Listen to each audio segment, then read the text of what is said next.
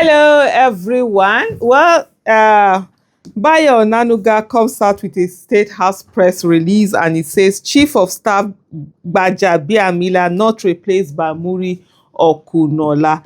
The attention of the presidency, he says, has been drawn to a viral falsehood circulating on social media suggesting that Bola Ahmed Tinubu, he put president, not my president, has replaced his Chief of Staff, Honorable Femi Gbajabiamila, with his principal private secretary, Hakeem Muri Okunola. There is absolutely no truth to this story. He said we advise Nigerians to disregard it entirely. The chief of staff remains in his position. The principal private secretary likewise remains in his role. Hakeem Muri Okunola has not replaced Femi Gbajabiamila as chief of staff. The viral claim is a fabrication by mischievous purveyors of fake news whose sole aim is to create disharmony within the government. We reiterate that news media should always verify their information before publishing or sharing on social media. Bayo Nanuga, special advisor, blah, blah, blah, blah, blah. Somebody just comes to say that whatever they deny is true. If you follow the trends, in the last few weeks, there have been speculation, or maybe more than few weeks, maybe the last few months, there have been speculation that both Gbajabiamila and Tinubu have fallen out, that he's merely there, in a way that is just like a shell position that he's holding, where literally the real powers have been taken away. There are different permutations that people have for the reason why this has happened, this rift have happened between them. It's just the same way that Wole Edun, also the Minister of Finance, has been said to also become a shell in terms of power. Everything of his have been reduced, taken away from him, so he's just occupying that seat. That's also some of the that's also some of the permutations and sayings that people have been talking about, when it comes to Femi Gbajabiamila. But this one that they are coming to sort of like deny it, like you heard earlier, most times they usually say this government of propaganda, whenever they deny something, it's always true. The illegitimate government focuses on propaganda, not really governance. But just let us look at some of the things that people, are saying over this whole issue.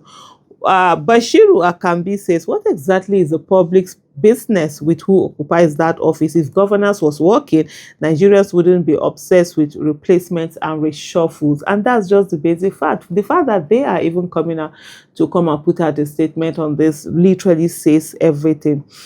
Jane Bond says, Bayo, with all due respect, not every Nigeria gives a shit about who is or isn't swapping seats in Aso Rock today or any day, really. People are worried about food prices, fuel, rent, school fees, insecurity, and a collapsing naira. That's the real fake news in their lives. And I think this particular person who did this post is spot on. And I just feel that Tinubu's illegitimate government, unable to actually provide good governance for the people, look for all of these things to just keep the propaganda going, to give people something for them to fester on, and that's the issue that is being discussed. They stir up these stories deliberately, then they not come and start refuting it. So instead of the focus being on how bad they are, how they're destroying the lives of the people, the focus is now on non-issue. And you know how Nigerians love to major in the minor and leave the main issue and just be talking about things that, shouldn't really matter. Instead of brushing off concerned citizens as rumor spreaders, the presidency should ask why such stories gain traction in the first place. When it comes to disrespect, there's this disrespect that those people who find themselves in the corridor of office, whether legitimately or illegitimately, have against Nigerians in the way that they talk to Nigerians, speak down on Nigeria, disdainful of Nigeria, and just treat people as if they are nothing, as if they are slaves rather than the citizens that they are. Power is supposed to be with the people, and they're the ones who put in there. But because these people, they rig their way into office, so they don't regard the citizens as anything. They feel that they can always get in there, and so they speak to citizens anyhow, call them all sorts of names, and just get away with it. Eustace Elagamba says you have lost that power to distract Nigerians with anything. That strategy was severely and ruthlessly overplayed without a single concrete benefit to Nigerians.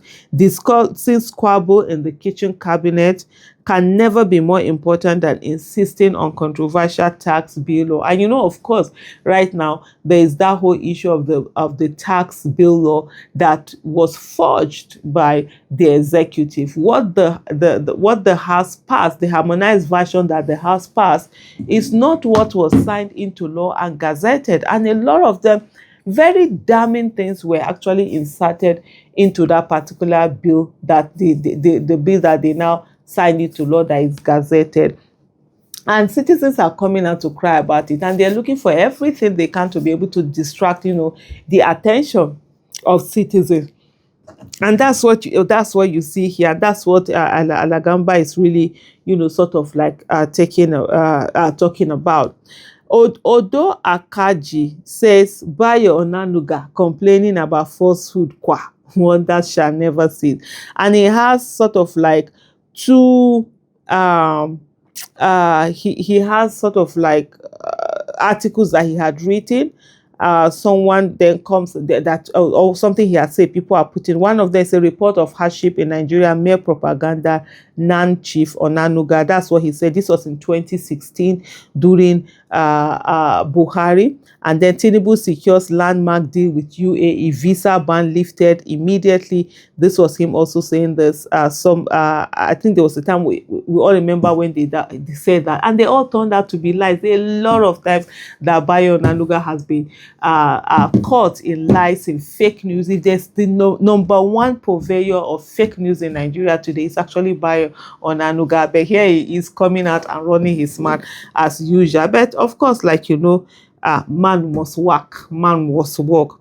Whether he's replaced or not makes no difference to Nigeria. And if it's eventually removed, it may simply be a strategic move to position himself for the 2027 Lagos State governorship election. There have also been rumors that Gbajabiamila wants to run for the 2027 Lagos State gubernatorial seat. But some people have said, oh, with the how do I put it now, problem that they've had with Tinubu, that might not be happening. But anyway, like what they want is people discussing it, which is what I have also just taken time out, to talk about it.